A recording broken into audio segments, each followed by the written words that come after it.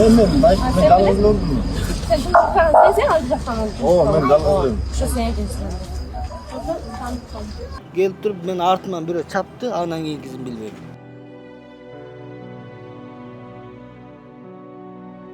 Bilsең öyle iş kılıp kagazыңды torlap gel deydi da. Anan biri gelip nege tepti, no жерime tepti. Эки бала келип туруп no жаман тургузду. Турайын десем тура албай койдум. Врач деле айтып атпайбы, вот басып көрүп ичиндеги майда қан тамырлары жарылып кетсе, тромб пайда болуп калса, эмне кыласыңар? Байке кусум келип атат дедим Мускориден. Түшүп 2-3 жолу кустум. Жолдошумдун ден соолугу кандай болсо ошондой кылып тургузуп берсин, жазасын алышсын. Sen ne жатасың? Sen бары үйүңө барып кете бер деди. Toktop deyin Murat abi bile. Tüskün maskodan. Bak gel. Tüskün ayak. Kaçma onu. Açtı değil mi onu? Açtı mı onu? Dur. Bak aç.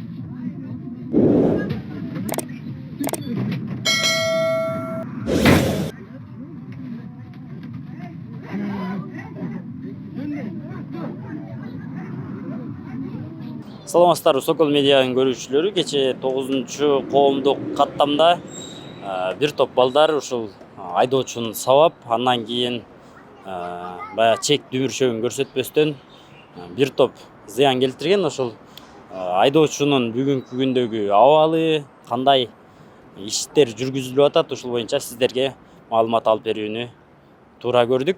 Анда эмесе биз менен соңуна чейин бирге болуңуздар. Өзүңүз айтып берсеңиз, эмнеден башталган окуя? Биринчи булар Киркомдон түшүштү.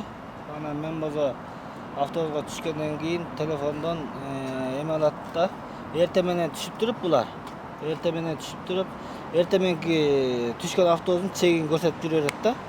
Ал себептен мен өзүмдүн кодум бар да, 320 312 деп. Ошо кодду чек көрсөтүп кой десем, мына көрүп атпайм деп сөгүнчү ооз калбаган сөздөр менен сөгүп түшүп кеткен ичине. Мейли отур деп койдум, үчөө болчу. Үчөөнү тең караш керек да ошондунчу. Анан кийин булар сөгүп түшүп кеткен. Мейли отур дедим, мейличи деп койдум. Анан Киркомдон жылы айдап жөнөдүм, айдап барып ВОЗко киргенде бирөө экөө түштү мага. Аны алдым Повороттон алгандан кийин бир бас туруп ошол жерден кишилерди кайра түшүрүп, кайра ичине кирдим. ВОЗдун ичине киргенде мектеп деген Полкинка деген жер бар. А жерден токтоп 2-3 түштү артынан. Мен айттым, арткы эшиктен түшөдүңөр дедим. Артынан түшүштү. Анан кайра Бакыт деген жер бар, кичине жылган эле. Бир 100 метр жылбай. А жерден дагы элдер суранышты, аларды да чөбөш дегенден түшүрдүм. Анан тиги бала келип алып туруп, сен деген токтоп кой деди да. Анан аркы жаңы эле токтодум, токтоп кой деди. Мейли токтодум. Түшсөм, өзүнчө ооз калбаган сөздөр менен мени сөктү. Мен айттым, балам, эмне сөгүнүп атасың десем, сен жана чек көрсөтүп, мени чек мына сен элдин баарын тыгып алып деп ошондо өзү сөгүн. Сөгүнбө, өзүң карап сүйлө деп. Түшөсүң, түшпөйсүң, түшсөң түш деп туруп. Түшпөй койду. Эшти айдап эметкенде, айдап эш жаптып мен ордуман жылганда мени жалтантты. Үстүм менен мени жалтантты. Сен эмне болуп атасың дегенде, мен колуман эметип сүйрөп түштү да, автобустан сүйрөп түшкөндө мен айттым, сен эсиңе келсеңчи, эмне болуп атасың сен? Сен ичип алгансың дедим. Ичип алган окшойт. Сен ичип алгансың десем, келип туруп мен артыман бирөө чапты, андан кийинкисин билбейм. Мен аркаман келип чапты, анан кулагыма айтып атты, баланы өлтүрөсүңөр деп атты. Анан бирөө келип неге тепти, но жериме тепти. Ошо заң деп түштү да. Бирөө мыягыма соккон, но жаман урган. Ошондо мен жыгылгам. Жыгылгандан кийин аны өлтүрөсүң деп ушунуп атканда бирөө келип неге тепти да. Ошону билем. Анан кийин эки бала келип туруп но жаман тургузду. Эки колунан отургузду жерге. Турайын десем тура албай койдум.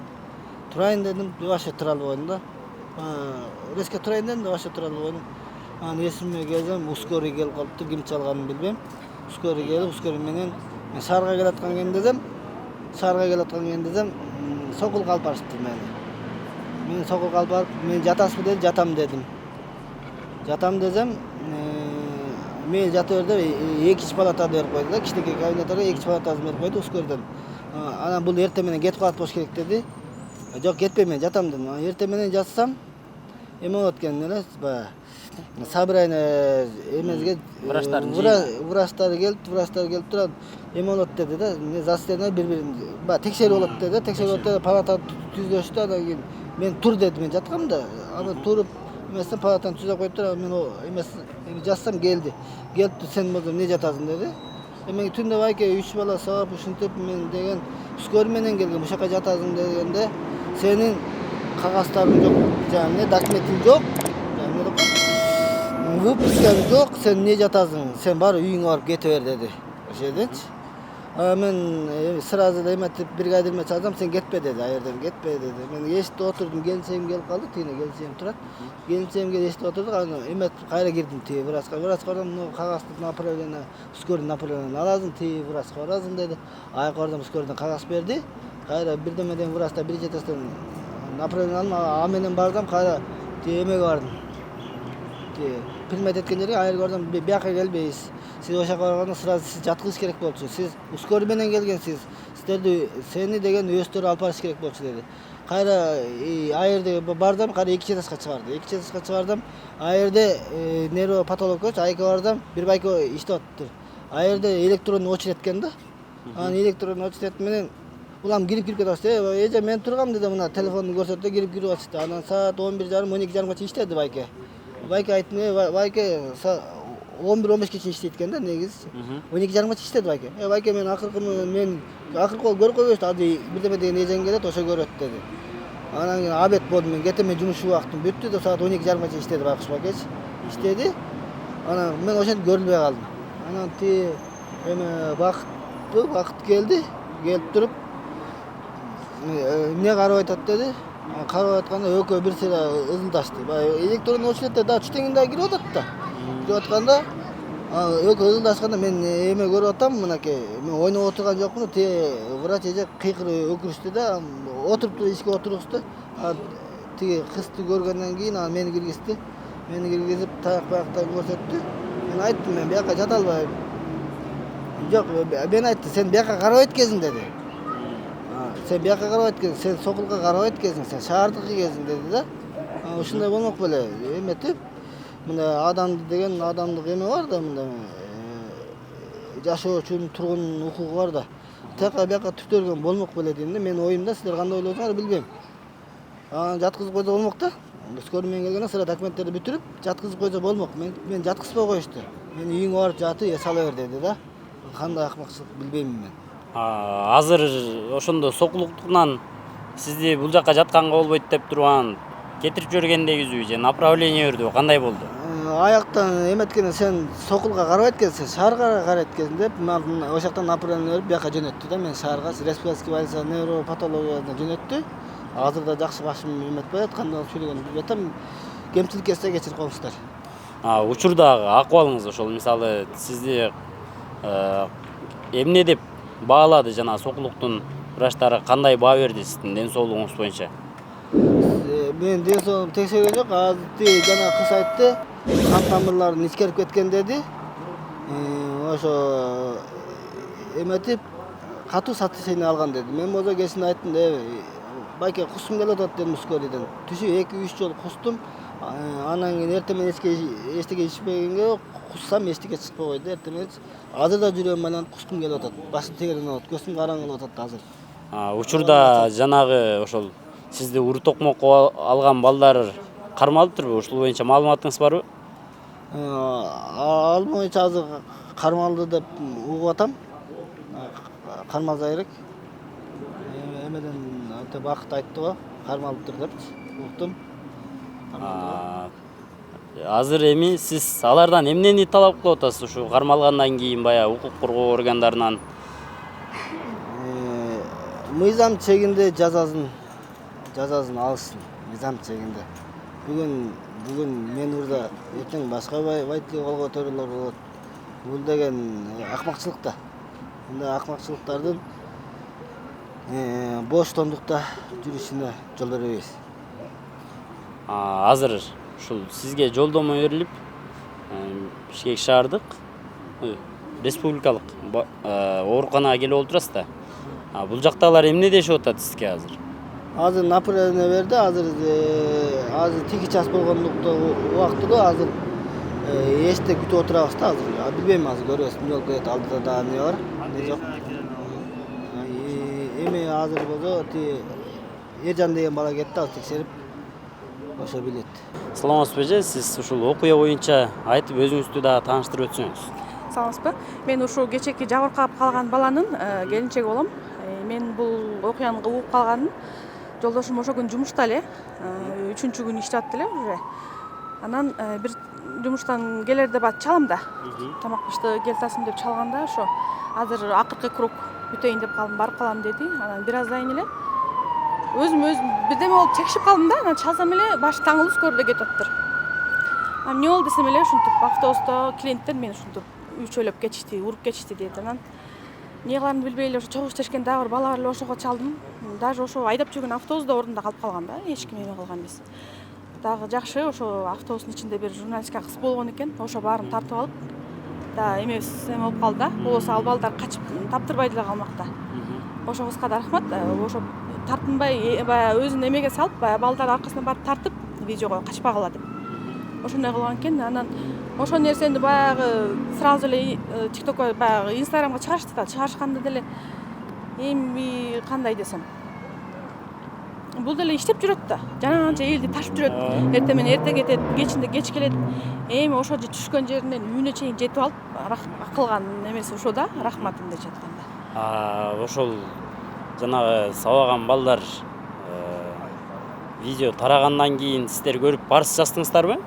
Анан скорый чакырышып, баягы автобустун ичинде элдер эле чакырышыптыр аны деле. Анан скорый келип, скорый алып кетип, милиция келип, баягы арызын алып жолдошуман. Эртең менен чалышыптыр. Кечирип кой, эми ушундай болуп калды. Эми анын ошончолук эмеси муштум ушунчалык эме экен, спорт залы барсын да. Азыр медаль утса деле канча кишиге пайдасы тиет, ушинтип хулигандык кылып жүргөндөн көрө. Эми мыйзам чегинде жазасын алсын. Мойну менен кылганды кол менен кылган мойну менен жооп берсин, жазасын алсын. Азыр мына Сокулуктун больницасына скорый менен кечинде алып келип чыдап кетишкен экен. Эми эртең менен барсак карабай атышыптыр да. Учет биякта эмес, бияка баргыла, тияка баргыла. Буга жолдошум жүрөгү айланып, база албай ысыктын күнүндө канчалаган эме менен азыр мына эртең менен кечинде бир күн кечке эми ушул жерге аран келдик. Анда да тияк бияк скорыйга салгыла десек да салбайт. Эми башында алып келишкен экен, анын делесине рахмат. Ошо больницага жаткыра албай да жүрөбүз. Азыр больницага жатыш деле эме болуп калыптыр. Кыйын да мындайча айтканда. Кабыл албайт, көрбөйт, мондай болуп атат, могу жерин көрсөтүп атсаң деле азыр жүргөн менен баш ооруп атат да. Шишип, могул жактары кадимкидей эме болуп билинип турат. Врач деле айтып атпайбы, монтип басып көрүп, ичиндеги майда кан тамырлары жарылып кетсе, тромб пайда болуп калса, эмне кыласыңар? Эртерээк баргыла деп ушака жөнөп, такси менен ушул жерге келдик. Ошол жерден жалдырап Сокулуктун больницасына барып, скорый менен жөнөтүп койгулачы. Монтип эме болуп калыптыр. Тяжелый десек, басып жүрөт го дейт да. Эми эмне кылат? Сүйрөт турган нерсеси жок болсо, айла жок басат да. Билбейм, эми бул заманда больница менен немеге күн түшпөй эле койсун. Больницанын врачтын жакшылары деле бар деңизчи, бирок бүгүн көрдүк да, нача эмелер деле бар экен. Ошо мен талап кылганым ошо. Жолдошумдун ден соолугу кандай болсо ошондой кылып тургузуп берсин, жазасын алышсын.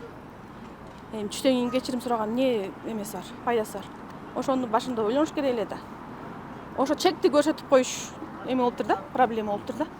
Сен жеке менчигиң беле, сен мындайың беле.